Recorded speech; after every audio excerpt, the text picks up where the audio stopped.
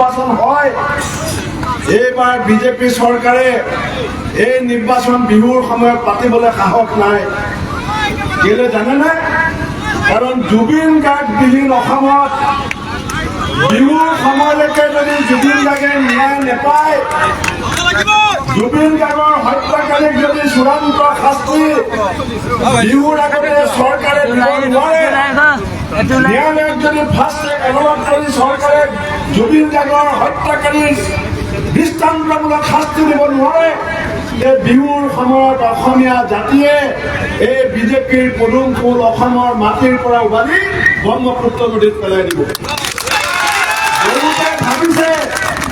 বহুতে ভাবিছে অসমবাসীয়ে জুবিন গাৰ্গক পাহৰিলে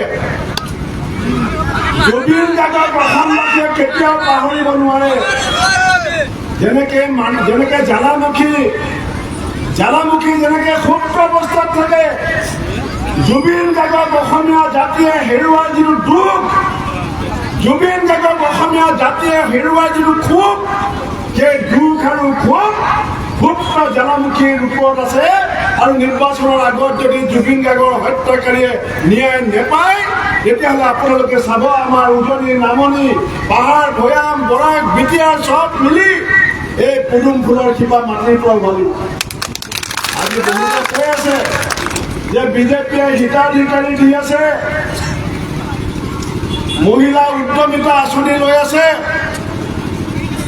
কিন্তু ৰাইজ আপোনালোকে মনত পেলালে মনত পৰিব যে এই উদ্যমিতা আঁচনি মহিলা আত্মসহায়ক গোট এই গোটবিলাক 2011 চনত যেতিয়া ভাৰতবৰ্ষত UPA চৰকাৰ আছিল মনমোহন সিং ডাঙৰীয়া যেতিয়া প্ৰধানমন্ত্ৰী আছিল তেতিয়া সমগ্ৰ দেশত এই আত্মসহায়ক গোট আমাৰ সোনিয়া গান্ধী ডাঙৰীয়াৰ নেতৃত্বত মনমোহন সিং ডাঙৰীয়াৰ প্ৰধানমন্ত্ৰীত্বৰ কাৰ্যকালত এই UPA চৰকাৰে আত্মসহায়ক গোটবিলাক জন্ম দিছিল মই যেতিয়া MLA আছিলো এই উদ্যমিতা আঁচনিৰ পইচা বিলাকৰ কাৰণে আমাৰ সমষ্টিৰ ভিডিঅ'বিলাকে মোক ফোন কৰে যে বিধায়ক মহোদয় উদ্যমিতা আঁচনিৰ পইচা আহিছে আপুনি আহিব মহিলাসকলক আপোনাৰ হাতেৰে চেকখন দিব লাগিব কেতিয়াবা বিলাবলৈ আমি বিধায়কবিলাক গৈছিলোঁ আৰু কেতিয়াবা আমি বিভিন্ন কাৰণত যাব নোৱাৰিলে ভিডিঅ'সকলে এই পইচাবিলাক বিলাইছিল যিটো কাম কংগ্ৰেছৰ দিনত এজন ভিডিঅ'ই কৰিছিল যিটো কাম কংগ্ৰেছৰ দিনত এজন জিলা পৰিষদৰ COই কৰিছিল এতিয়া মুখ্যমন্ত্ৰী ডাঙৰীয়াই সেই কংগ্ৰেছৰ দিনত আৰম্ভ কৰা আত্মসহায়ক গোটৰ পইচা ভিডিঅ' অফিচৰ পৰা আনি ডাঙৰ ডাঙৰ পেণ্ডেল বনাই পেলাই মহিলাসকলৰ হাতত দি তেওঁ বুজাব বিচাৰিছে যে অসমত তেওঁ পইচা বিলাই আছে এই কথাবিলাক আমি বুজি পাব লাগিব এই উদ্যমিতা আঁচনি যেতিয়া এই আত্মসহায়ক গোট যেতিয়া জন্ম হৈছিল তেতিয়া বিজেপি শাসনৰ পৰা বহুত দূৰত আছিল কংগ্ৰেছৰ দিনত ৰোপণ কৰা সেই মহিলা সবলীকৰণৰ কাৰ্যসূচীৰ ফল আজি দেশৰ মহিলাসকলে অসমৰ মহিলাই হাজোৰ মহিলাই উপভোগ কৰিছে খালি মাজত আহি ডাঙৰ বিলনীয়া ভাও দি তেওঁ পেণ্ডেল বনাই চেকখন দি ফটো মাৰি এতিয়া ট্ৰেইনিং আৰম্ভ কৰিছে এতিয়া জিলাবিলাকত যেতিয়া উদ্যমিতা আঁচনিৰ পইচা বিলোৱা মিটিং হয় কালিলৈ যদি হাজিলে মুখ্যমন্ত্ৰী আহে আগদিনাখন ভিডিঅ' গামচালৈকে মহিলাসকলক মাতি আনি বুজায় যে মিটিঙত CMে যদি কয় বিজেপি জিকিবনে আপোনালোকে হয় বুলি ক'ব বিজেপিয়ে আমুক কৰিছে বুলি ক'লে আপোনালোকে হাত তালি দিব এতিয়া অসমৰ মানুহক বিজেপিয়ে অফিচাৰ লগাই ট্ৰেইনিং দিবলগীয়া হৈছে বিজেপিৰ মিটিঙত মুখ্যমন্ত্ৰীৰ মিটিঙত হাত তালি দিবলগীয়া হৈছে সেইকাৰণে আপোনালোকে চিন্তা নকৰিব অসমৰ বহু ইলেকশ্যন আপুনিও দেখিছে ময়ো দেখিছোঁ 1985 চনত 860 জন শ্বহীদৰ কেঁচা তেজৰ বিনিময়ত যেতিয়া অসমত অসম গণ পৰিষদ চৰকাৰ হৈছিল তাৰ পৰৱৰ্তী সময়ত 91 চনত আলফাৰ ভয়ত অসমৰ মানুহ ৰাস্তালৈ ওলাব নোৱাৰা হৈছিল 91 চনত অসমত বিভিন্ন প্ৰান্তত কংগ্ৰেছে পোষ্টাৰ লগাব পৰা নাছিল বেনাৰ লগাব পৰা নাছিল কিন্তু অসমৰ মানুহে শান্তি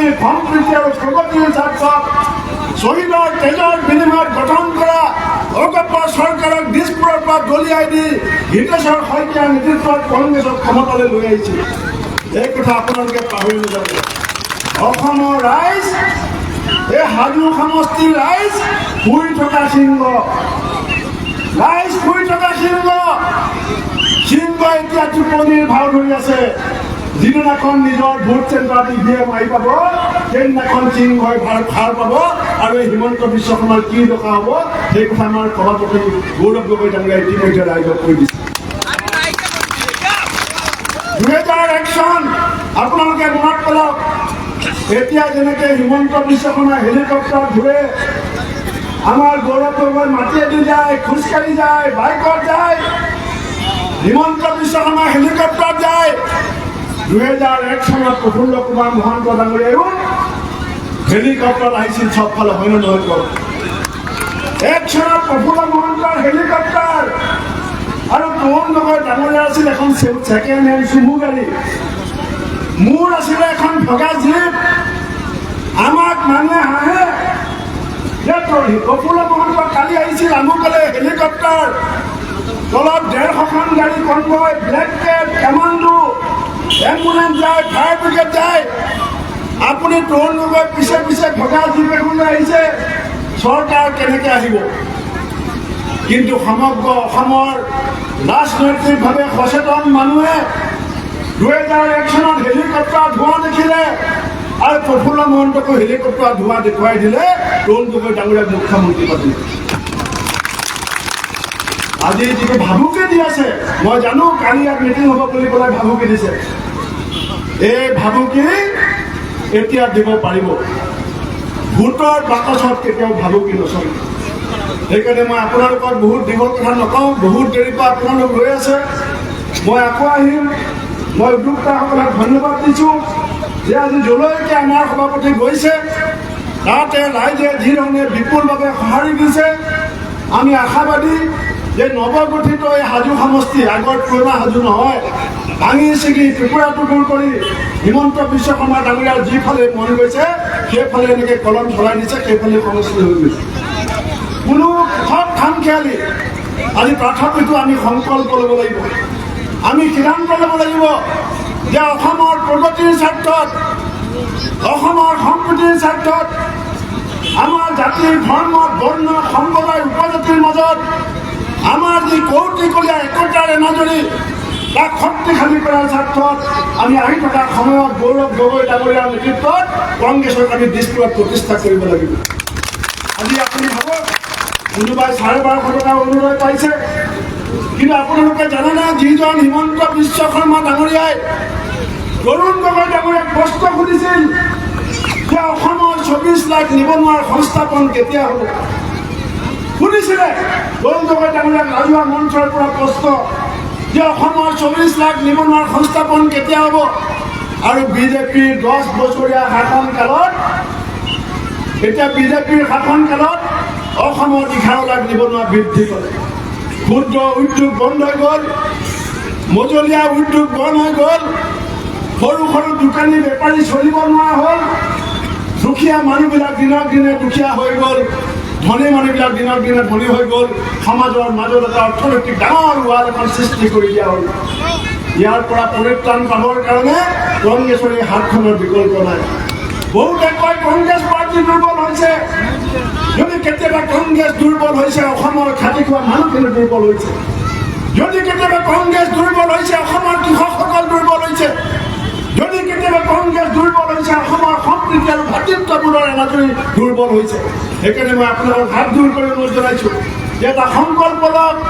অসমৰ ইমূৰৰ পৰা সিমূৰলৈ ৰাইজে সংকল্প ল'ব যে শান্তি, সম্প্ৰীতি, ভাতৃত্ববোধ প্ৰগতি ৰচিবৰ কাৰণে, অসমৰ পৰা ব্যাপক দুৰ্নীতিত নিমজ্জিত চৰকাৰক বিদায় দিবৰ কাৰণে আমি আহি থকা বিধানসভা নিৰ্বাচনত কংগ্ৰেছৰ প্ৰাৰ্থী আমাৰ দলে যাকে দিব, আপোনালোকে আপোনালোকৰ বহুমূলীয়া ভোট দি জয়যুক্ত কৰিব বুলি মই ইয়াৰ পৰা কাটৰ নিবেদন জনাই মোৰ বক্তব্য সামৰিছোঁ। বন্দে মাতৰম, জয়